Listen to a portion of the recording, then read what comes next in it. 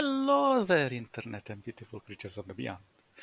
Today, we're going to take a deep nosedive into the abyss.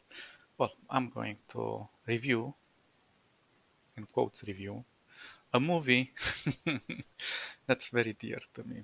It is one of the best cinematography that, in my opinion, is so amazing that it will just break your mind. It is called Stalker, and it is a movie that was created in the 1979 in the Soviet era, and it's directed by Andrei Tarkovsky.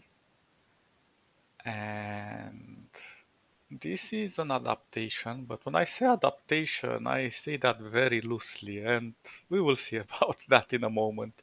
So, this is an adaptation after the movie or the novel that is called Roadside Picnic.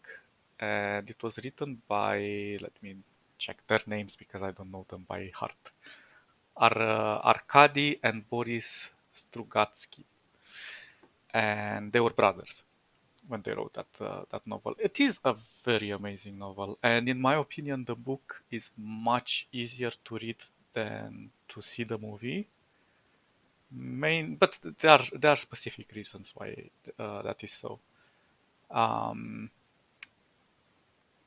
when I say loose adaptation, the only thing that the movie and the book have in common is the word stalker and zone.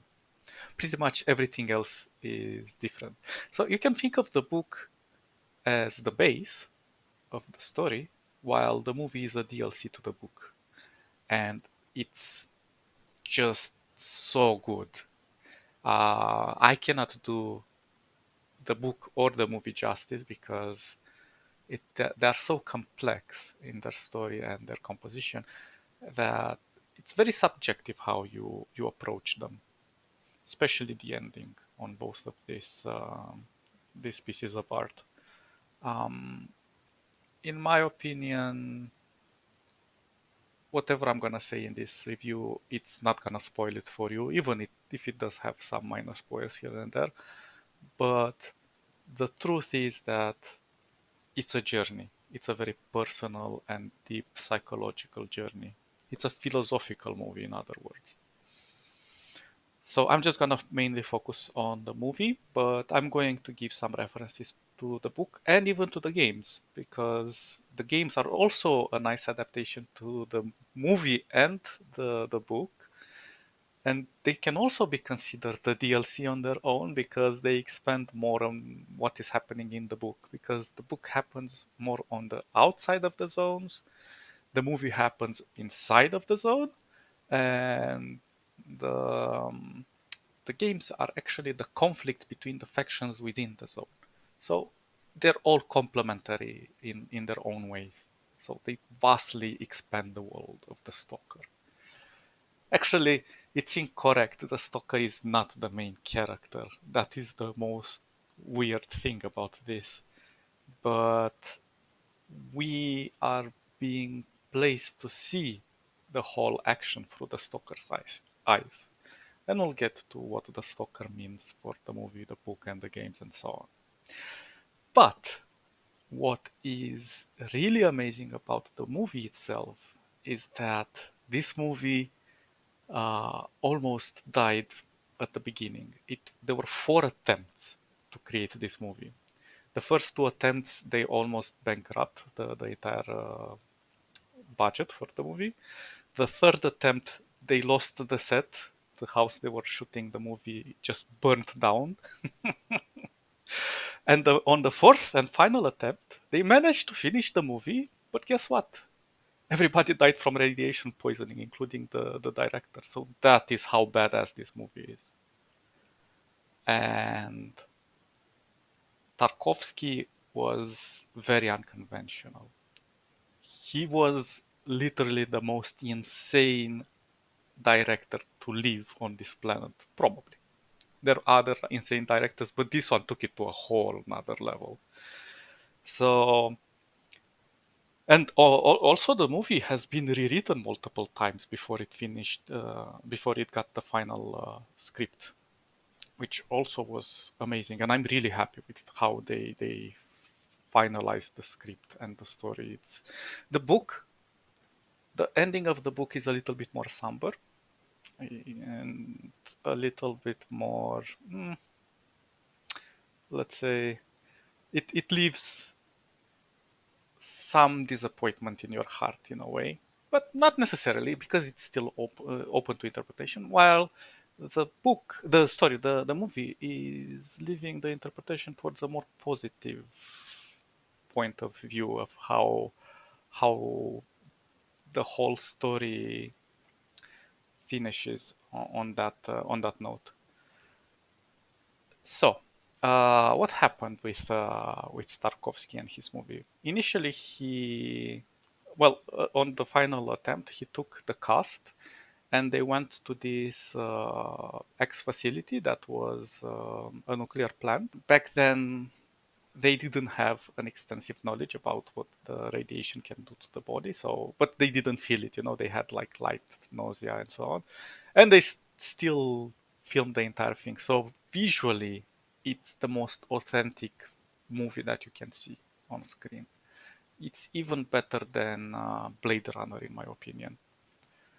Um, let's see the short version of the book, being called Roadside Picnic, is kind of like this. A group of aliens, let's call them teenage aliens, come and party on our planet, and then they leave and leave all their trash on our planet. And they were so highly advanced that they didn't even realize that we are sort of intelligent. They just considered us part of the fauna. So after they left, and we didn't even realize that they were there, we just realized the moment the zones started appearing. There are multiple zones in the book, but I'm just gonna focus only on the zone that is related more to the Stalker movie. So they find out that there are some objects in the zone called artifacts, and they have anomal they have some effects that are considered anomalies, and some are dangerous, some are beneficial, and they're trying to see what these artifacts can do to enhance the humanity. And so the government sends in their best and so on. In fact, those were like what is considered for us, I don't know, a plastic cup, for the animal might be something very valuable, very interesting. So the same is kind of here. The trash that the aliens left, it was irrelevant to them, but we saw it as something wow, something that is beyond our wildest dreams.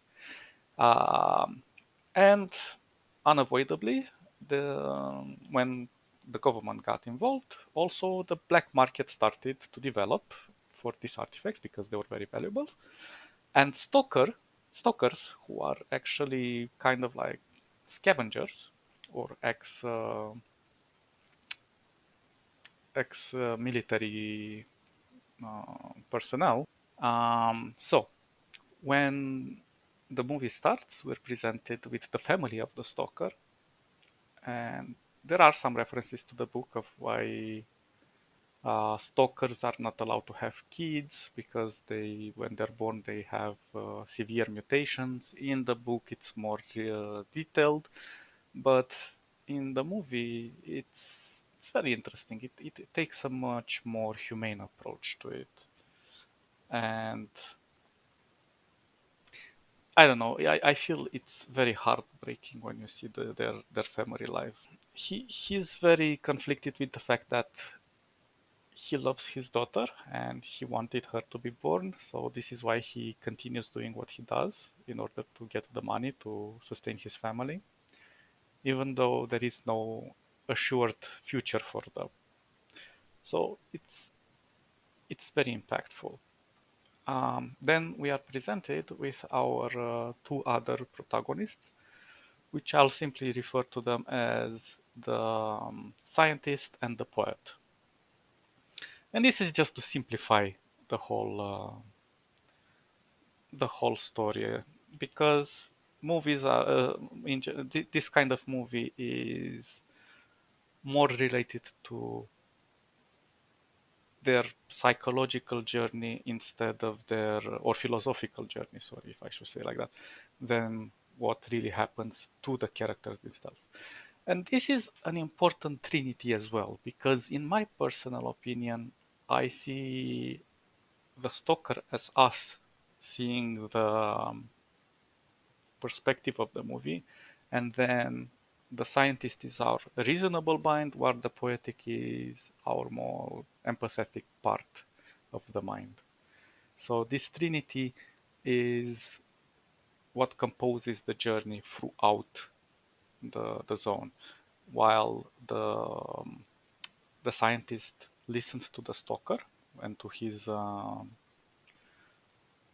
rules related on how to survive on the in the zone. The poet is more erratic and more chaotic, and he tries to do things on his own way, and he gets sometimes in trouble and so on. But there is this union between them and this collaboration, and together they try to survive towards their final objective. So, what is their final objective? In the book, the the grail of the zone, it was considered to be this sphere, this golden sphere that would make any wish you had happen become reality. But in the movie, it is considered a room where if you enter that room and if you said your wildest wish, it would become reality as well. But very few people know where the room is, and I mean, very few stalkers, and very few, even fewer have returned from there. So it is interesting because the room is the holy grail of humanity in a way, and the scientist wants to get to the room to expand on the scientific discoveries of the world, while the artists want to break through his artist block to create better literature. And the stalker doesn't want to go to the room, but he is forced by the situation because he really needs the money. Later on, we will discover that the scientist has a different objective than what he initially said, but we will get to that. So the zone in itself is alive. But when we are presented with the movie initially, everything is in black and white. Well, it's a very sepia kind of color. And when we go into the movie, it starts to become very colorful. Well, a don't test color, but it's very amazing because it shows that everything outside of the zone is kind of dead, and paradoxically, everything inside of the zone is alive. So the people who live outside of the zone are not fulfilled. Everybody outside of the zone, they're just in a limbo state. And the zone is never the same. Every time somebody enters the zone changes its path and its topology and geography and so on. But the idea is that stalkers have developed this sense of knowing how to explore it and how to get to its objectives. And it's interesting that in the zone, technology doesn't work very well. It leads you, it allures you, and confuses you, and so on. So they're using very primitive techniques, such as using railroad bolts with a little bit of scarf attached to it, in order to throw ahead of them to see if if there are any anomalies. Because if you would get into such an anomaly, you would probably die, or something very weird would happen to you. Probably even mutation. Depends. And they're exploring the zone, and as they're going, um,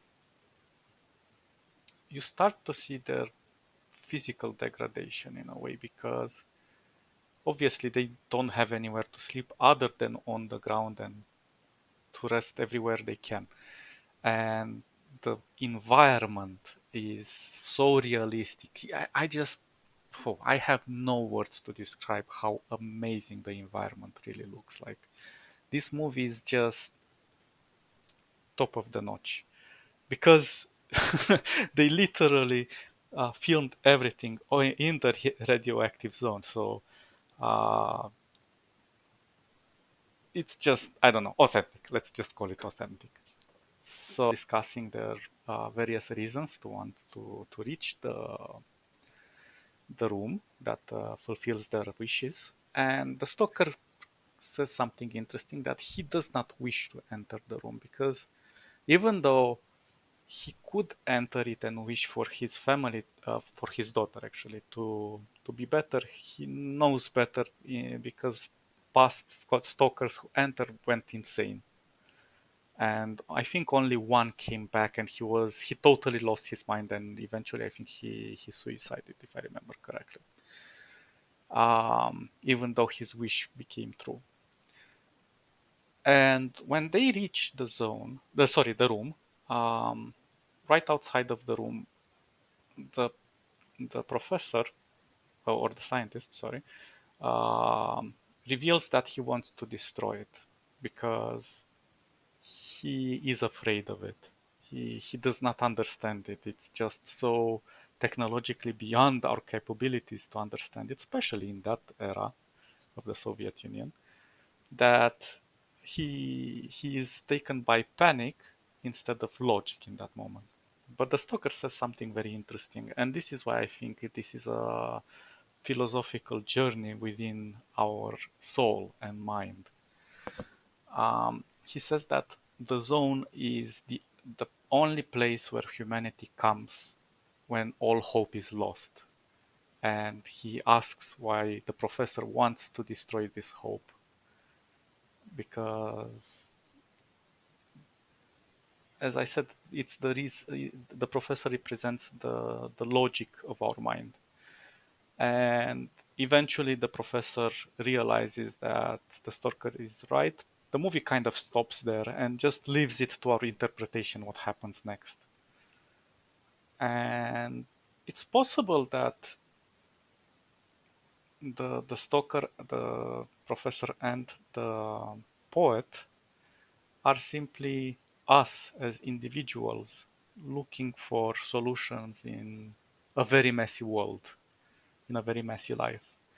And the zone is that universe of ours where we seek hope and solutions within that room that allures us. It's very well hidden, but once we find it, it's like it's the solution to our problem. But the thing is that the room doesn't give you the solution in the way that you hoped.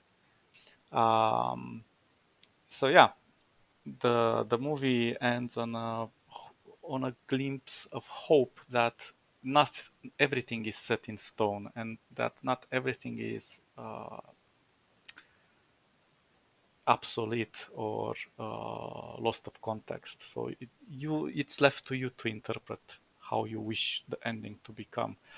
And this is more an internal social conflict between you and your desires. Of course, it can be interpreted in many other ways. This is just my take on it.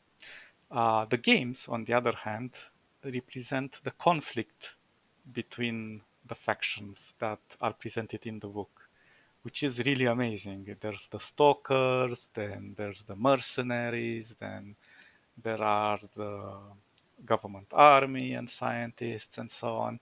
So it's a whole new dimension, and that world is more populated, unlike in the movie where everything is kind of sterile in a way. There are no animals. The buildings are kind of in a limbo state. They're not decrepit or anything, but they're kind of like stuck in time, let's say. Well, in the games, it's more of like of a chaotic, apocalyptic effect. But still, it's very amazing. I highly recommend you play the free games. There is also a remake. I didn't play that one. And you also have in the third game, you reach the room where I think the games were more um, adapted to the movie than to the book in a way, because they're still using the room with a monolith inside. So yeah, well, it's a mix between the game and the sorry, between the movie and the book. And once you get there, the wishes that you wish for also kind of like work against you. And yeah, really amazing book. I get lost a lot while I try to explain it because it's such a difficult story to explain in simple words.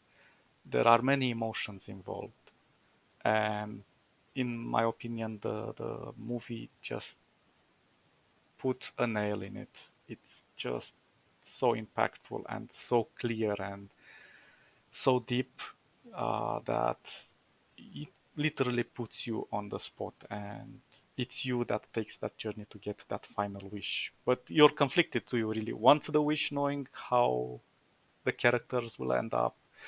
Will it be good? Will it be bad? It's all up to you. So yeah, highly encourage you guys to check out Stalker, the movie, and even play the games and read the book afterwards. And that's it, I suppose. Catch you guys next time. Stay awesome. See ya. Bye bye bye bye bye.